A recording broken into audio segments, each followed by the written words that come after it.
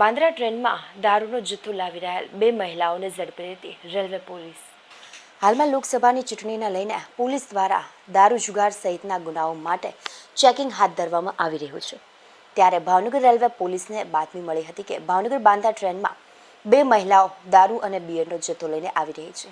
જે બાતમી આધારે રેલવે પોલીસ વોચમાં રહેતા પ્લેટફોર્મ નંબર 1 પર 2 શંકાસ્પદ મહિલાઓ જણાતા તેને રોકી તેની તપાસ કરતા તેની પાસેથી 265 બોટલ વિદેશી દારૂ અને બિયરનો જથ્થો મળી કુલ કિંમત ₹25,040 તેમજ મોબાઈલ ફોન મળી કુલ 26,040ના મુદ્દામાલ સાથે હિરલબેન દિનેશભાઈ પરમાર તેમજ પ્રીતિબેન આરજુભાઈ રાઠોડ રહે બંને મહાવીરનગર દીપક ચોકવાળાને રેલવે પોલીસ દ્વારા ઝડપીને પ્રોહિબિશન એક્ટ મુજબ ગુનો નોંધી વધુ કાર્યવાહી હાથ ધરી હતી।